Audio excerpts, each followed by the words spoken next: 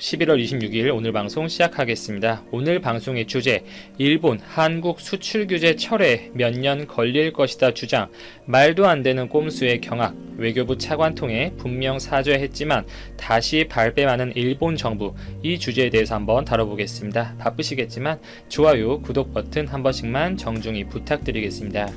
결국 일본이 한국의 뒤통수를 친 것 아니냐, 이렇게 의심되는 정황이 드러나고 있습니다. 한국 측과 적극적으로 협의하겠다는 그동안의 입장과 180도 바뀌어서 한국을 화이트리스트에 다시 포함시키는데 최소 몇 년은 걸릴 것이다 라고 언급하면서 다시 한번 논란을 만들어내고 있습니다. 해당 소식에 대해서 자세히 다뤄보겠습니다. 한국이 지소미아 종료를 조건부 연기하기로 결정하였고, 이 WTO 제소를 일시 중단한 시점에서 한국과 일본의 추후 협상 내용에 관심이 모아지는 시점인데요. 어제 연합뉴스의 보도에 따르면 이 지소미아 유예를 결정하기 전에 일본이 먼저 한국 정부 측에 수출 규제 철회 그리고 화이트리스트에 한국을 재포함시킬 의사가 있다, 절차상 한 달의 시간이 걸릴 수 있다, 이렇게 언급한 것으로 보도가 되었습니다. 이 지소미아 종료에 강한 무게추를 두고 있던 한국 정부는 이렇게 일본이 특정 시점까지 언급한 것을 보고 진정성이 있다고 판단해서 결국 지소미아의 조건부 연기 결정 이후 일본과의 대화를 통해 해당 이슈를 풀어가기로 결정하였는데요. 막상 한국이 지소미아 종료 연기를 결정하자 일본의 태도는 돌변하고 있습니다. 26일 마이니치 신문, 일본의 좌익 언론이라고 보시면 됩니다. 이 마이니치의 보도에 따르면 일본 정부는 수출 규제 문제를 논의할 양국 간 국장급 정책 대화 재개를 위한 협의가 내달 초부터 본격적으로 시작될 것으로 전망하였는데요. 또한 3년 반 동안 개최되지 않았던 무역당국 국장급 대화 역시 내달 하순 중국에서 예정된 한중일 정상회담 이전에 재개하는 쪽으로 조정이 되고 있다고 합니다. 이 자리에서 추후 수출 규제 그리고 화이트리스트 복원 여부 등이 진지하게 논의될 것으로 보이는데요. 일본의 주무부처인 경제산업성은 이 화이트리스트에 해당하는 그룹 A에 한국을 복귀시키는 조건으로 그간 한국 정부가 인정하지 않았던 3가지 사항을 앵무새처럼 계속 주장할 예정인 것으로 밝혀졌습니다. 요미우리 신문 등의 보도에 따르면 경산성은 25일 집권 자민당과의 당정 협의에서 한국을 그룹 A에서 제외한 배경으로 한국과 일본 간의 정책 대화가 일정 기간 열리지 않아서 신뢰관계가 훼손된 점, 이 재래식 무기에 전용될 수 있는 물자의 수출을 제한하는 캐치홀 규제가 미비한 점, 수출 심사 관리 인원 등 체제의 취약성 등 이 3가지를 언급하면서 이들 조건이 모두 개선이 되어야 한국의 화이트리스트 복귀가 가능할 것이라고 설명했는데, 호사카신 경산성 무역경제협력국장은 이날 협의에서 이 3가지가 클리어되지 않는 한 한국을 화이트리스트 국가로 되돌리는 일은 없을 것이라면서 한국 측의 개선 움직임이 선행되어야 한다는 견해를 밝힌 것으로 알려졌습니다. 또한 일본 정부 관계자는 한국과 대화를 거듭해야 하는 상황이기 때문에 한국을 화이트리스트로 복원시키기에는 최소 몇 년이 걸릴 것이라고 말해서 이목을 집중시키고 있습니다. 사실 그 누가 보더라도 일본의 수출 규제 조치는 강제징용 판결에 대한 보복성 조치임이 분명함에도 불구하고 일본은 이전부터 안보상 수출 관리라는 말도 안 되는 주장을 계속해서 펴고 있고, 결국 이번 국장급 회담에서도 이와 같은 안보상의 문제를 계속해서 들먹일 것으로 예상이 됩니다. 이미 일본이 한국에 수출했던 고순도 불화소가 이 테러 물질의 제조에 활용이 된 것 아니냐, 수출했던 소재의 행방이 불확실하다면서 한국이 전략물자 관리를 제대로 하지 못한다는 억지 주장을 하면서 명분을 만들기 위한 언론 플레이를 했었던 일본이란 국가였죠. 한국이 이 지소미아 종료 현실화 이전 그 한국의 수출 규제 철회에 대한 긍정적인 메시지를 던지고 한 달 정도의 기간이면 철회가 가능하다고 한국 정부에 통보했던 점과 비교하면 정말 180도 다른 입장을 견지하고 있는 것입니다. 심지어 일본 외무부 차관의 메시지를 통해서 아베 정부의 분명 수출 규제 철회는 없다고 언론에 의도적으로 왜곡시켜 발표한 것에 대해 한국 정부 측에 미안하다고 사과를 했지만 어제 스가 관방장관, 아베 정부의 대변인이죠. 이 인물은 공식적으로 정부는 한국 정부 측에 사과를 한 적 없다, 이렇게 발뺌을 하고 있습니다. 전형적으로 앞다르고 뒤가 다른 일본의 모습을 다시 한번 보여주는 이벤트라고밖에 볼 수 없는 부분이고요. 어제 저희 즐거운 라디오 방송에 올려드렸던 이 두 개의 방송이 있었죠. 이 부정적인 경우의 수에 대해서도 간단히 이야기를 했었는데요. 일본의 태도가 이렇게 비협조적으로 바뀐 것은 아무래도 현 시점에서 한국 정부가 지소미아 종료 카드를 다시 꺼내서 현실화시키기가 어렵다고 판단하는 것입니다. 오늘 언론에 한 번 더 보도가 되었다시피 미 상원 의원들이 한일 정부 각각에 이 지소미아를 유지하라는 경고성 서한을 보낸 것으로 알려져 있고, 지소미아 종료에 대해 미국이 크게 반발하는 것을 본 일본은 결국 한국 정부가 지소미아 종료를 현실화시키지 못할 것이라고 보는 것으로밖에 해석이 되지 않습니다. 미국 언론들은 이 한국의 조건부 유예 결정에 대해서 리뉴, 아예 갱신이라는 표현으로 못을 박았던 만큼 한국이 지소미아 종료 카드를 두 번 꺼내기에는 외교적으로 부담이 클 것이라고 보는 것이고, 일본 입장에서 가장 두려운 것은 한국이 지소미아 종료를 현실화시켜버리는 것인데, 이전보다 그 가능성이 명백히 낮다고 판단하는 것이겠죠. 일본 기업의 이 자산 강제 매각, 현금화, 이 이슈가 앞으로 우리 정부가 꺼낼 수 있는 가장 강경한 카드가 아닐까 싶으며, 지금 언론에 문희상 국회의장이 제안한 이 강제징용 배상 관련 방법이 많이 보도가 되고 있습니다. 1+1+알파 안건이라고 불리고 있는데, 이 한일 양국 기업과 양국 국민들의 자발적 성금으로 기금을 조성해 피해자들에게 위자료를 지급하자는 구상이고, 그 명분이 이 배상의 성격이 아니라 경제 발전 목적을 위한 기금일 것이라는 이야기가 나오고 있어서 논란이 커질 수밖에 없습니다. 일본 정부 관계자들도 이 안에 대해서 나쁘지 않은 것 같다 라고 판단하는 언론 보도들도 많이 나오고 있어요. 이 궁극적으로는 이 양국 국민의 성금을 더함으로써 일본 기업들의 책임을 줄이려는 것 아니냐라는 비판적인 시각이 나올 수밖에 없는 안건입니다. 이 내용이 자꾸 언론을 통해서 보도가 되고 있고, 오늘 문정인 통일 외교안보 특별보좌관 역시의 현실적인 대안이라고 수긍을 했어요. 청와대에서도 해당 안건에 대해서 진지하게 고민을 하는 것으로 보입니다. 이번 한국의 결정과 한국과 일본 사이에서 가장 주요한 역할을 했던 것으로 알려진 인물은 이 미국 데이비스 스티렐 국무부 동아시아 태평양 담당 차관보인데요.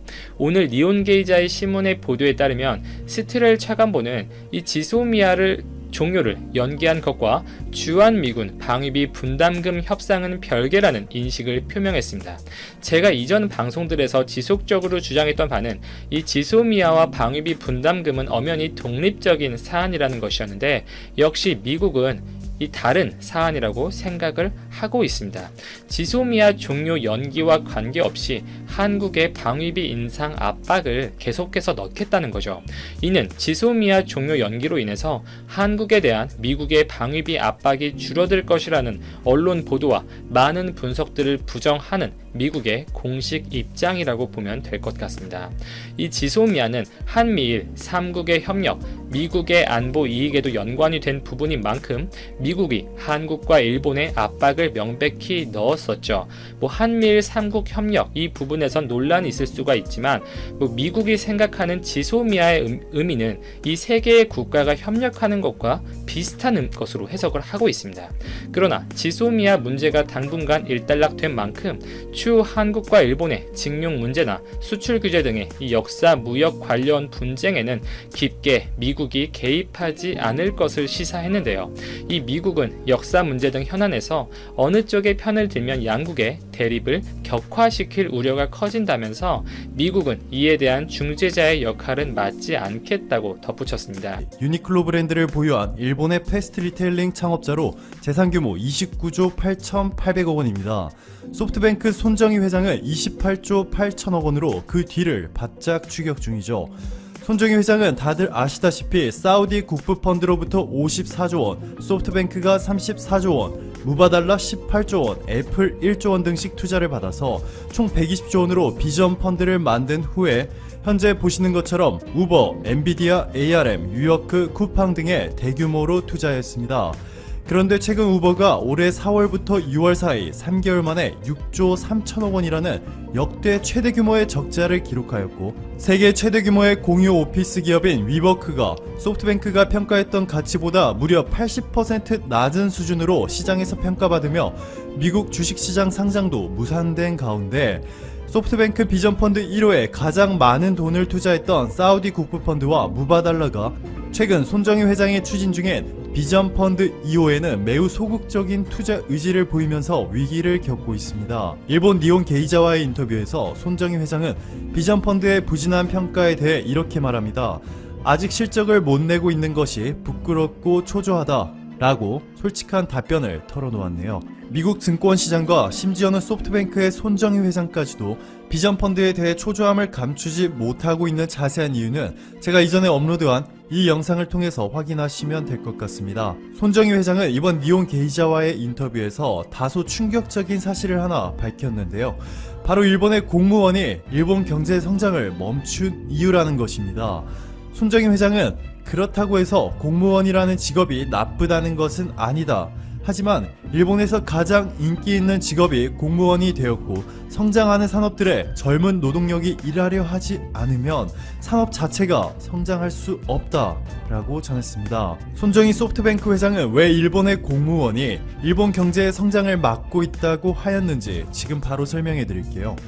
여기 지금 보고 계시는 것이 일본의 국가직 공무원 봉급표입니다.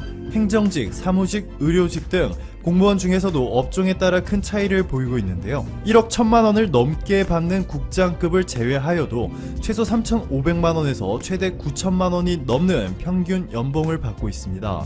평균 연령대를 보셔도 대부분 40대로 정말 높은 편이죠. 한때 일본 공무원은 구글이 절대 안 부러운 직업으로까지 불릴 정도였으니 어느 정도로 대우가 좋은지 감이 오실 겁니다. 교육부가 조사한 학생들의 희망 직업 결과를 한국과 비교해서 보시면 확연히 차이를 알 수가 있습니다. 지금 보시는 표가 바로 한국 학생들의 희망 직업 상위 10개인데요. 2012년까지는 공무원이 한국 고등학생의 희망 직업 3위였지만 2016년부터 완전히 사라져버렸습니다. 순위권에 전혀 들지 못하고 있죠. 교사는 10년 이상 1위를 지키고 있고, 간호사, 과학자, 연구원, 기술자, 건축가, 의사, 보안 전문가, 교수, 학자, 승무원 등의 상위 랭크를 차지하였습니다. 반면에 일본은 어떨까요? 여기 먼저 왼쪽에 일본 남자 고등학생들의 희망 직업 1위가 IT 프로그래머, 2위 엔지니어, 3위 게임 크리에이터, 4위가 공무원입니다. 공무원을 희망하는 학생 비중이 무려 11.8%나 되죠. 일본 여자 고등학생은 1위가 공무원입니다. 18.8%로 간호사, 가수, 교사, 디자이너 등보다 압도적으로 높은 1위. 어느 국가에서도 볼 수 없는 참 특이한 구조죠. 손정희 소프트뱅크 회장이 지적하는 부분이 바로 이겁니다. 학생들이 이렇게 비정상적으로 공무원이 되기 위해서 청춘을 바치다 보니 혁신이 필요한 기업들에서 뽑을 인재가 심각하게 부족한 것이죠. 손 회장은 일본이라는 섬나라가 완전히 잊혀질 수도 있을 것 같다는 생각이 든다면서 일본 경제가 30년간 멈춰있는 상태 라며 일본인들이 공무원에 집착하는 현상을 작은 마을의 작은 평화라고 표현하였네요. 손정희 회장의 일본에 대한 비판은 여기서 멈추지 않습니다. 일본의 기업가를 초식동물로 표현하였는데요. 일본 내에서 안정성만 추구하고 도전적인 정신이 없어졌다는 것으로 해석할 수 있습니다. 또한 대부분의 일본 학생들도 유학을 가려는 의지조차도 없고, 기업가들도 해외로 진출할 생각이 없다고 말하고 있습니다. 실제로 일본의 상위 기업들을 보시면 토요타를 제외하고 NTT, KDDI 등 내수 시장에 의존하는 기업들이 참 많은데요. 해외 투자에 적극적인 회사라고는 소프트뱅크 뿐이죠. 한국의 상위 10개 기업을 보시면 삼성전자, SK하이닉스, 현대차, 네이버, 현대모비스, 셀트리온, 삼성바이오로직스, LG화학, LG생활건강, 신한지주로 신한지주를 제외하면 모두 해외 매출 비중이 절대적으로 높습니다. 일본과는 완전히 반대인 상황인 것이죠. 손정희 회장이 말한 것처럼 이렇게 일본인들의 초식동물적인 태도 때문에 몰락한 대표적인 일본 기업이 바로 샤프입니다. 샤프의 주식 차트만 봐도 그동안 무슨 일을 겪었는지 대충 보이시죠? 샤프 주식 한 주에 25만원이 넘었었는데요. 지금은 만원에 불과합니다. 25분에 1토막이 난 것이죠. 만약 여러분이 11년 전에 전재산이었던 1억으로 샤프 주식을 전부 사서 묻어두었다면 지금 여러분의 잔고는 1억이 아니라 400만원이 남아있을 겁니다. 일본의 대표적인 대기업 중 하나였던 샤프가 왜 이렇게 되었는지, 손정희 회장이 말한 초식동물적인 기업가들의 태도와 어떠한 관련이 있는지 지금 바로 알려드릴게요. 하야가와 도쿠지, 가난한 가정에서 태어나 어머니가 돌봐줄 여건이 안 돼 심지어 다른 가정에서 구박을 당하며 자랐습니다. 그런데 이렇게 생긴 연필, 우리는 이를 샤프펜이라 부르죠. 샤프펜을 최초로 개발하였고 당시 금박을 입히면 7엔, 은박 3엔, 니켈 1엔씩 판매하였는데요. 하야가와 도쿠지는 이를 하야가와 기계연필이라고 불렀습니다. 이후 샤프라는 회사를 차리고 그가 만든 라디오가 중국을 비롯한 해외에서 그야말로 대박을 기록하였고 1953년에는 일본에서 최초로 지금 보시는 이 샤프 TV를 공개하였습니다. 가격은 17만 5천엔에 판매되었는데요. 당시 일본에서 고등학교 졸업자의 월급이 5,400엔이었던 점을 고려한다면 말도 안 되게 높은 가격이었습니다. 그런데 몇 년 후 생산 효율성이 올라가 생산 가격이 낮아지고 일본인들의 월급도 빠르게 증가해 샤프라는 회사의 가치는 그야말로 수직 상승하였습니다. 2000년대 중반까지는 초호황기를 누렸죠. 그런데 위기는 바로 이때부터 시작하였습니다.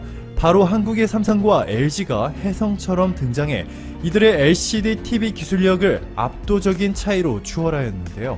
글로벌 시장에서 삼성과 LG에게 완전히 패배하였음에도 샤프는 전혀 위기의식을 갖지 않았습니다. 위기라고 생각조차 하지 않은 것이죠. 그 이유가 바로 일본 내수 시장 때문인데요. 일본에서는 당시 일본 정부가 자국 기업들에게 보조금을 지급하였기 때문에 삼성이나 LG 제품들보다 저렴하게 판매할 수 있었던 것이죠. 그런데 어느 날 일본 정부가 이 보조금을 멈춰버렸는데요. 어떻게 되었을까요? 매출액이 75% 폭락하였습니다. 4분의 1 토막이 난 것인데 이때는 이미 샤프는 돌이킬 수 없는 강을 건너버린 후죠. 여러분들도 아시다시피 애플이 아이폰과 아이패드를 대신 생산해달라고 맡기는 곳이 바로 폭스콘입니다. 폭스콘을 보유한 흉하이 그룹이 2012년에 샤프에 9,150억 원을 투자하였고 최대 주주가 되었죠. 그로부터 4년 뒤인 2016년에 결국 샤프는 4조 원의 대만의 흉하이 그룹에 완전히 팔려버렸습니다.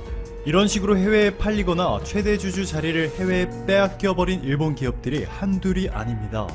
미국에서 원전 사업 한번 잘못 건드려 수조 원대의 적자를 낸 도시바는 결국 과감한 투자보다는 안정을 택해 백색 가전 사업을 중국의 가전업체인 메이디에게 넘겨버렸죠. 이뿐만이 아닙니다. 파나소닉의 백색 가전 사업 부문도 중국의 하이얼에 넘어갔고 도시바의 PC 사업부도 대만의 흉하이 그룹에 이미 팔려간 샤프에 인수당했습니다. 도시바는 급기야 미래성장 동력이 매우 높다고 평가되는 낸드 플래시 메모리 사업부도 팔아버렸는데요. 한국의 SK하이닉스가 포함된 한미일 컨소시엄이 이를 인수하였습니다. SK하이닉스가 매입한 도시바 메모리의 지분은 15% 정도로 약 4조 원을 지불한 것으로 알려졌죠. 임시 기억 장치로 사용되는 D램 메모리 반도체의 경우 지금 보시는 것처럼 삼성이 46%, SK하이닉스가 29%로 한국이 75%를 장악하고 있습니다. 너무 압도적이죠. 전원이 꺼져도 데이터가 사라지지 않는 이 플래시 메모리의 일종인 낸드 플래시 메모리 반도체도 삼성이 35%의 점유율로 1위를 기록 중에 있지만 보시면 도시바가 18%로 2위입니다. 미래산업의 핵심 중에서도 핵심인 반도체마저 포기해버린 것이죠. 손정희 회장의 말대로 일본은 지나치게 안정성만 고집하는 초식동물의 집단이 되어버렸고 더욱 심각한 것은 일본 정치권 리더들이 위기의식조차 가지고 있지 않다는 점입니다. 일본 기업들이 내수시장에서 그나마도 버틸 수 있었던 것은 일본 정부의 보조금이 큰 역할을 하였는데요. 보조금이 중단되었을 때 일본 기업들이 얼마나 빠르게 무너졌는지